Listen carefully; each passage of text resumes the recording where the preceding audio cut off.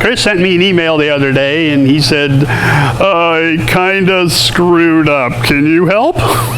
And what Chris had done was he was just happily, cutting away on a piece of metal with his plasma cutter and forgot to look down there.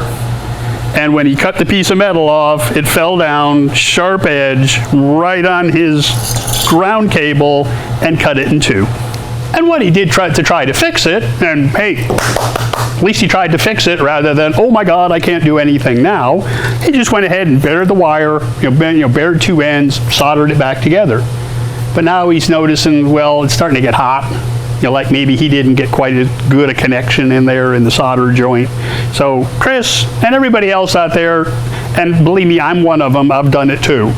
When you wind up doing something like that, these are real easy to replace. Really all you got to do is just take the end of the DINSE connector, not on the little tab, mind you, and just snug it up in your vise a little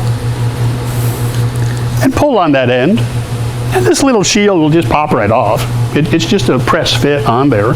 And that gives you the end of the connector. That gives you the mechanical part of it over here. And then it's really easy. You just need the right size Allen wrench just to get into that little set screw and pop that puppy loose.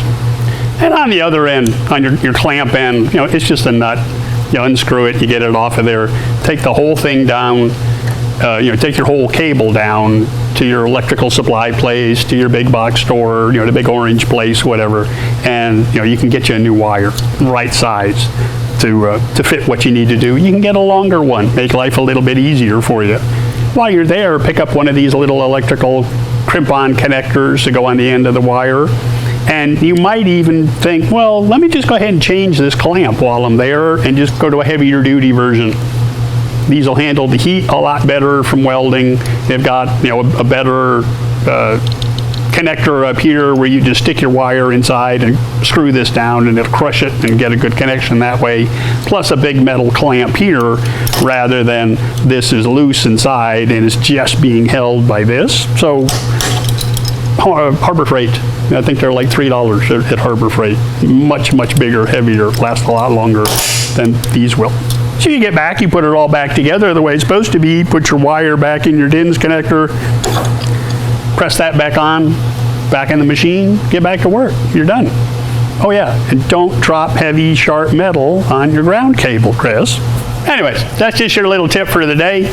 I'm going to put this back on the machine I was using a minute ago so I can go back to work, and you guys are going to reach down here and hit that subscribe button for me. I'll see you next time. All you got to do is just slip this little cover off your DINSE connector.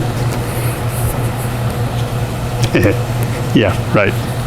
And you guys know the difference between pink and purple, don't you?